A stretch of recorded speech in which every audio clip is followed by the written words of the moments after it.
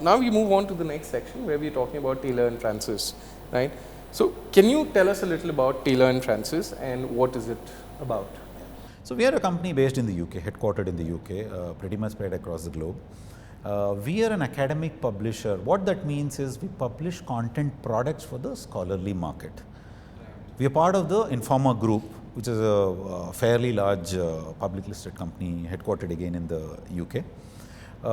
So our scholarly market fundamentally means that our customer base will be large universities, academic institutions, very specialized R&D organizations, and our end users will be scientists, researchers, postgraduate program fellows and students, as PhDs, MPhil for example, and people who have gone maybe a little beyond the masters as well, you know.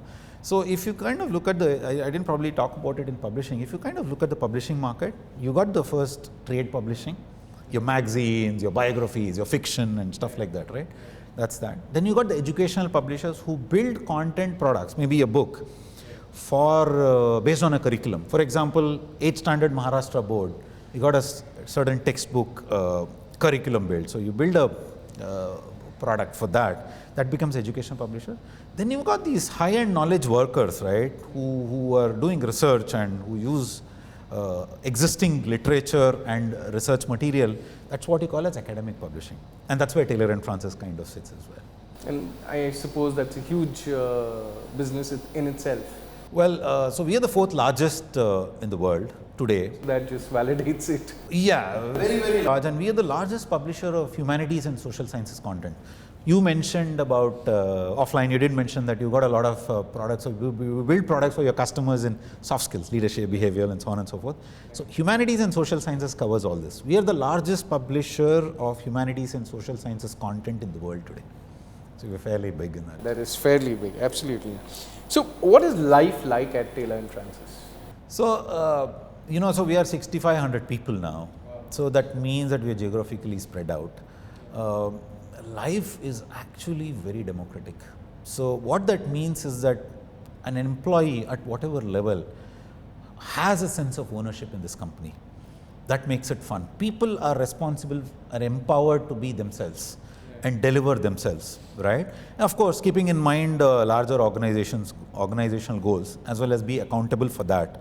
But unlike India, where you're handheld pretty much for the first 3 to 5 years of your career, right? Doesn't happen at TNF, you know. TNF, so it's a wonderful place to work. And lastly, I think as a company, we are 100 plus years old now, you know, pretty much 2 centuries old.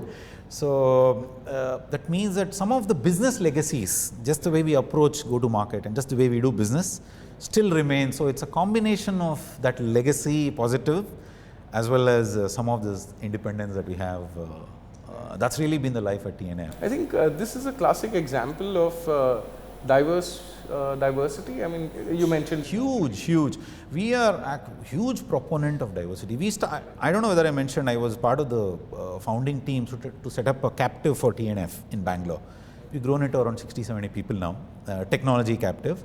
And one of the first agenda for us was diversity. You know, gender diversity to, you know, organization diversity and so on and so forth. Very, very critical for, even on day one, you know, it was always, yeah.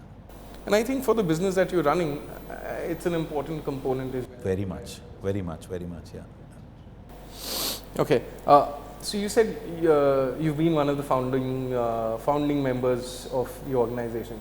So what is the company like when you joined and where is it today? Yeah. What is the difference? Yeah, when I say founding team, I was talking about the captive. You know, TNF of course has got a business. TNF in India, you've been one of the... No, TNF in business in India, it's in Delhi. The technology captive, yes, I was one of the founding team members. How it's changed? Look, in the last 3 years, if you kind of look at it, digital, we are in pretty much what, the 4th industrial revolution now, right? So that's impacted us as well. You're talking about 100 plus years of content, just building intelligence around, you know, semantics and scanning that content in itself a huge opportunity or a problem statement, right? So those are some of the investments that we've done in the last 3 years since I've been here. you know. So technology has become one of the critical backbones in the company.